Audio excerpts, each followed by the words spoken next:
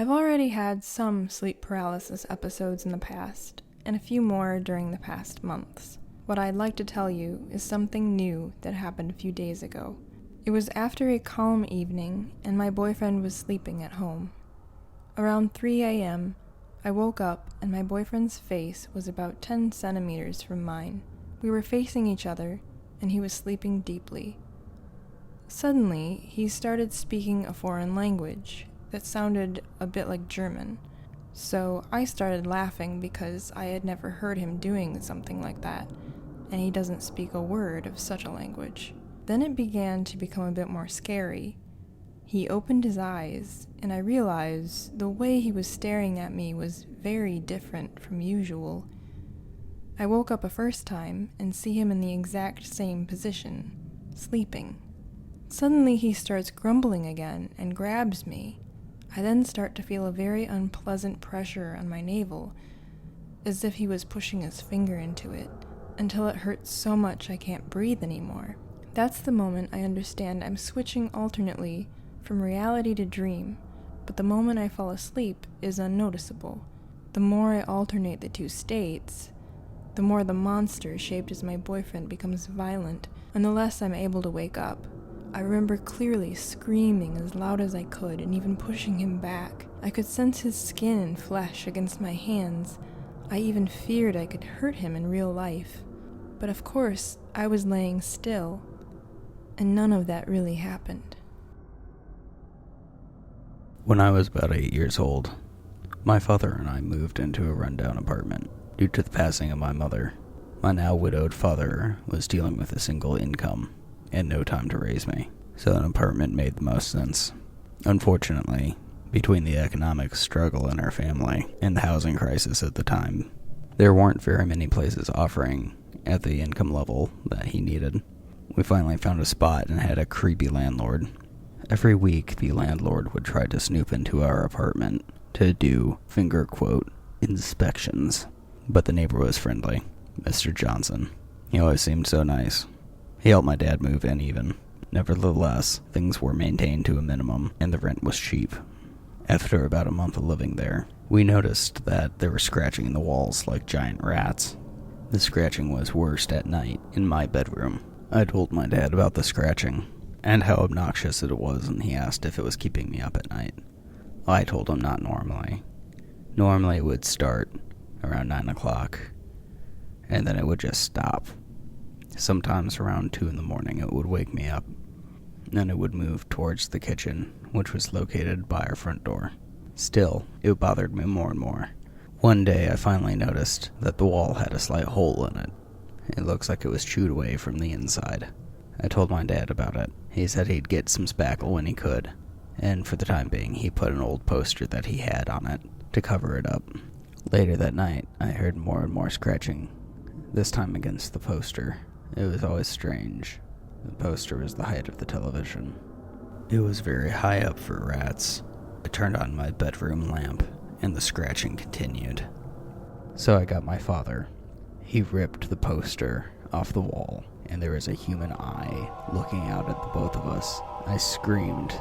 My father, being both frightened and angry, jabbed the eyeball as hard as he could with his index finger. We quickly heard a commotion going on in the wall. What was once scratching now sounded more like banging, thumping noises, knocking picture frames off the wall and headed towards the kitchen. My father moved after it, but it disappeared before it even reached the door. Upset, he knew exactly who it was, and we called the landlord and confronted him immediately. The landlord, not quite understanding my father, but understanding that my father was upset, arrived at the apartment. My father was explaining to him everything that happened, and the landlord, who lacked the usual smug smile he usually had, and now wore a face of concern, assured my father that it was not him, and said that the only place that it could possibly be coming from was from our neighbors. My landlord knocked on the door and there was no answer, so he opened it with his key. We went inside to see Mr. Johnson in his bathroom, washing his face. His right eyeball was red and inflamed. The landlord called the police after Mr. Johnson kicked us all out. The police showed up. Turns out he had a record. Pedophile. What a surprise. Because of that, and the evidence, which was the hole in the wall, as well as the blueprints that the landlord was able to show them, they didn't even need the warrant. Upon his arrest, they investigated the apartment. Inside, they found about a half-size manhole that he used to climb in and out so he could go through our walls, being that his apartment was adjacent to ours. It started in our kitchen, and they found that there was enough room for a grown man to work his way back to my bedroom, which is exactly what he did.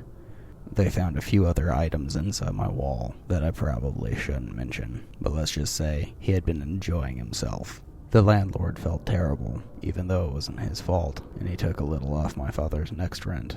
Despite this, my father felt it was best to move. Due to the 3 priors the man had, he was sentenced to 25 years in prison, but knowing how the system works, he'll probably be out much sooner.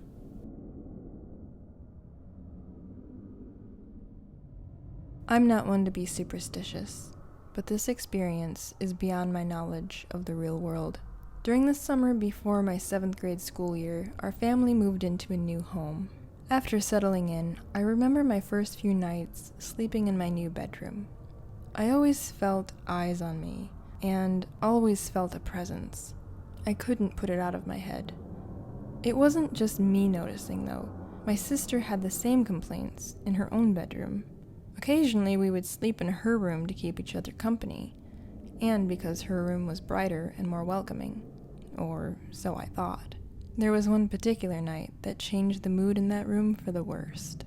My sister had a small door in her closet that led to an attic space. One night, we kept hearing what sounded like someone crawling around the floorboards coming from that attic. It was faint, and followed up with sounds of 2 men having a conversation. After some time, I decided I wanted to know once and for all what we were hearing. I rolled off my little floor bed and crawled up to the closet. When I opened the door to the closet, I distinctly heard one of the men say, "Shh, she's coming." We were terrified and always slept in the same room after that until we moved.